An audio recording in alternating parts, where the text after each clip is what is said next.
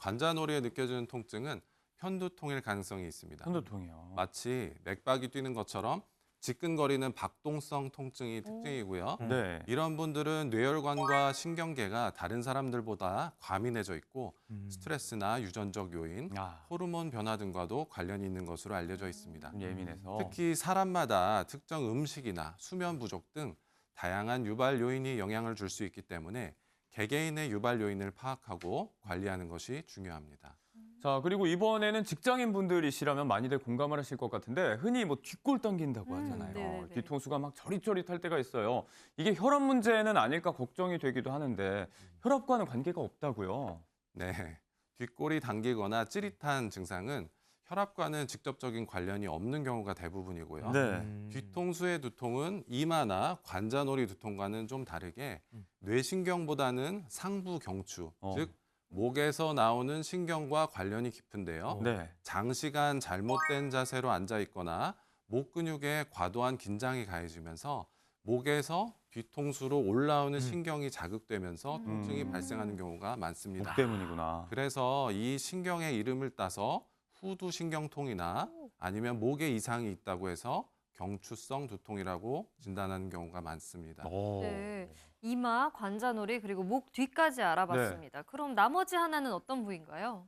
네, 마지막으로 머리 전체에 평생 느껴보지 못한 망치로 쾅 치는 듯한 오. 강한 두통이 나타나는 경우인데요. 네. 이런 두통은 구토, 어지럼증 같은 증상을 동반하기도 하고요.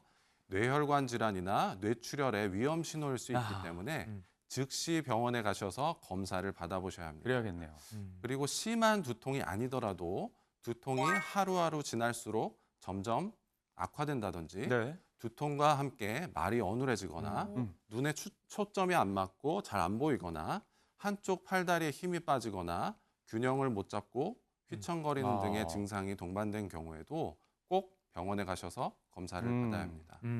아니 근데 이렇게 심한 증상이 아니면은 대부분 이제 진통제 먹고 좀 이렇게 오래 좀 자고 나면 괜찮아지더라고요. 많이들 그러시죠. 그런데 두통이 이게 꼭 치료를 받아야 되는 건지 궁금합니다. 네, 대부분의 두통은 스트레스나 잘못된 자세와 연관된 경우가 많아서 네. 휴식이나 진통제만으로도 좋아지는데요.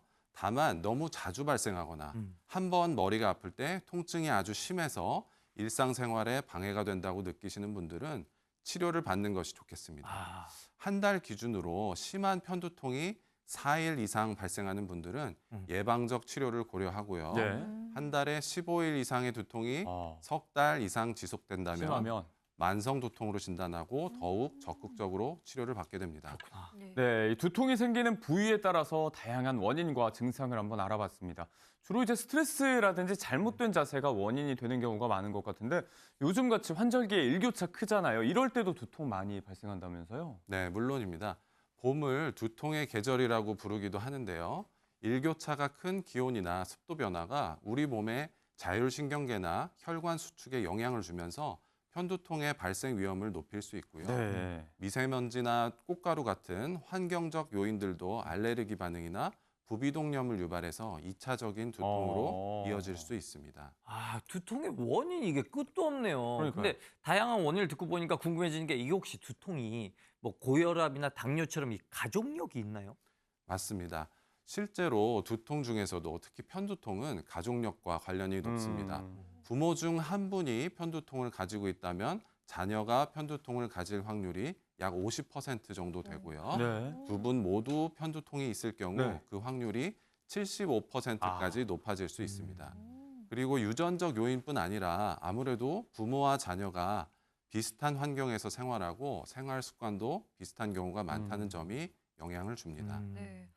두통에도 가족력이 있다는 거는 많은 분들이 몰랐던 사실일 것 같은데요. 저도요. 그렇다면 마지막으로 이런 두통이 만성 두통으로 이어지지 않기 위해서 저희가 일상생활에서 할 수 있는 예방법이 따로 있을까요? 네, 잠이 보약이라는 말이 있죠.